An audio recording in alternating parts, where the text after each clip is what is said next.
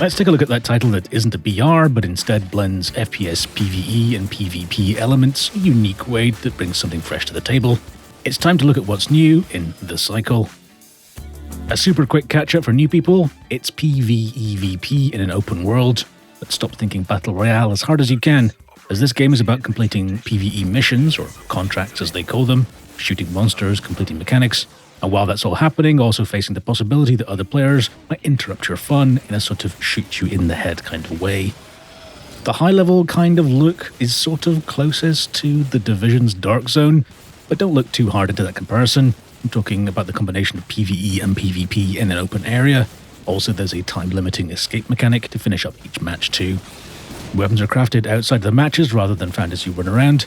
You do some contracts, shoot some aliens, make some money, and then request that your weapons or other items are dropped directly at your feet. What's changed recently is the inclusion for the first time of an actual event, this one called the Lost Prospector. There's a slightly US frontier or western sort of theme going on. The music is different, some of the cosmetics look like they're worn by people who might be able to start a fire out of a leaf and the sole of their shoe. Prospector is also the role that the player takes in the game. You're a prospector, you're the people on the planet, named Fortuna. You're actually doing the contracts and competing with each other. And as a fun fact, supplied at no additional cost, the folder that Shadowplay, or GeForce Experience if you want to call it that, actually saves the videos from this game is actually called Prospect 2. It seems like that word prospect was probably an early or working title for the game before they settled on the cycle. And just a quick aside to say, if you do enjoy this video, please do tap the thumb up button. It really helps me out with feedback and YouTube discoverability and all stuff like that. So if you do choose to do that, then thanks, it really is appreciated. The main new thing to the cycle Season 1 is the introduction for the first time of a 100-level Battle Pass style progression system named the Fortuna Pass. There is a free upper track and a lower gold track unlocked via real money, allowing you to progress through, get cosmetics, and crafting materials to add to your inventory. If you've seen how Fortnite or Apex do things, then you already know how things work. The only difference here is that all the crafting items are all on the free track available to all players. They aren't behind a paywall. And I also want to disclose that developers gave me a code for their 1000 Aurum pack, which is their in-game currency. It's worth £7.99, enabling me to unlock the gold tier of the Battle Pass for the purposes of making this video. The actual pass costs 950 Aurum to unlock, and like other battle passes in other games, such as Fortnite, actually allows you to earn back that in-game currency, in this case up to 1,100 Aurum from unlocking tiers of the pass. So this allows you to either spend that money on other cosmetics directly in the store, or save it and then unlock the following season's pass.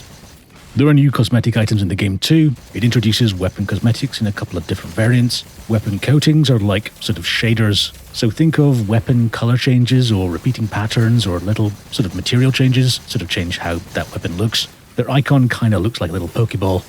Whereas weapon skins are more like sort of expensive Counter-Strike skins. So think more detailed images on weapons, not just color and material changes. They generally look much cooler. All in all, the system can look pretty good in-game if you like changing the style of your gear. The only downside is that the weapon cosmetics are indeed single items. So that means that although you have a weapon coating that can apply to any of the weapons, you can only apply it to one weapon at a time, not to all of them. The Battle Pass is leveled up by completing challenges rather than simply being linked to generic playing of the game. But this meant that when my duo won 2 matches, and when I say I won 2 matches, what I really mean is my friend Adetto carried me to victory twice. I didn't actually make that much progress on my pass, even though we'd clearly been the top duo both times, completed the most contracts, and certainly had the most PvP kills. And in fact, I hadn't even completed one level of the pass. So the challenges are more prescriptive in a similar way to Apex or Fortnite. It's about forcing the player to explore the breadth of activities, mechanics, items and weapons that the game has on offer, rather than rewarding a player who wants to play in a specific way. I can understand the urge to do that from the devs, to educate people as to the different things that you can do, but there does seem to be some odd weighting on some of the challenges. Some appear to require a large amount of work for not much XP, while others give you a full level's worth of XP but seemingly look out of reach for a casual like me. Seeing that it's 100 levels of Battle Pass and the season runs for 70 days when it started, I'm looking at those numbers and wondering how easily I'm going to manage to get through things. Though the following day's matches did indeed get me a couple of levels of Battle Pass, I'm still left thinking that I wish there was more of a base XP that you earned from time inside the match, or maybe per PvP kill. So even if you weren't super focused on your challenges, you'd still feel like you were making some progress on leveling your pass up. It's worth mentioning that this is indeed the first time that the game has had anything like a Battle Pass or an event, so I'm sure the devs will have learned how they want to do things and improve things in the future as well. But I'd also like to point out, really by its absence, that there are no loot boxes or other nasty RNG-based monetization in this game.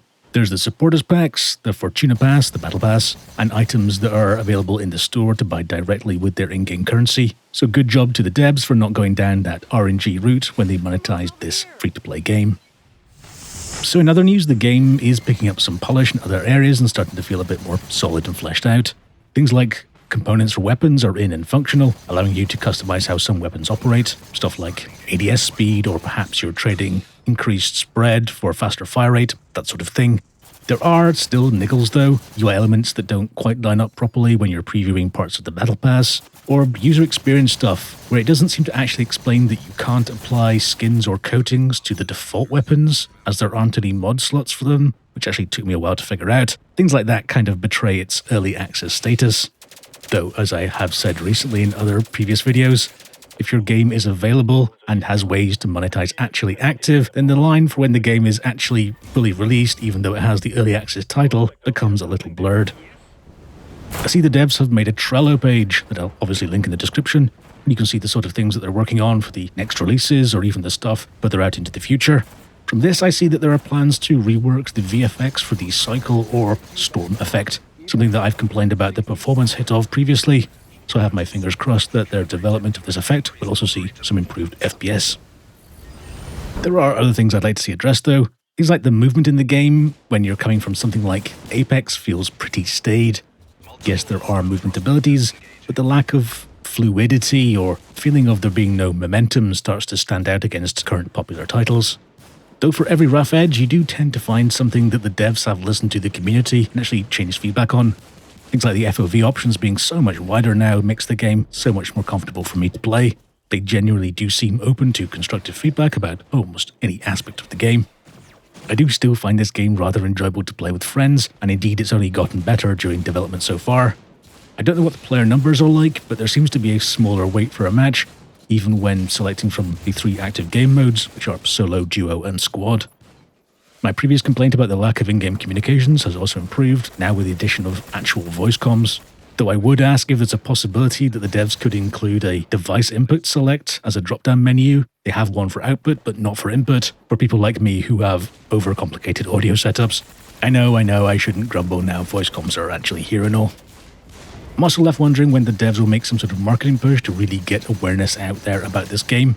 We know from previous videos that they're working on a second map. It's even been available to test at times, so perhaps that's the big release that they're waiting for. I don't know. It remains something of a lesser-known title from a studio made famous from their critically acclaimed Spec Ops: The Line. It deserves a larger player base and the time, space, and funds required for it to grow into something not only unique but also genuinely enjoyable and worthy of its place in the current class of FPS games. I'm of course interested to know what you think of the cycle. Have you played the game before? Let me know your thoughts by leaving a comment below right now. I'll of course, like always, be reading every single one of them. Thanks for watching this video. If you enjoyed it, please do tap the thumb up button and consider hitting subscribe too. If you shared this video on Twitter or on Reddit, then an extra special thank you for helping me out and getting that word out. Thanks again. I'll see you next time. Take care.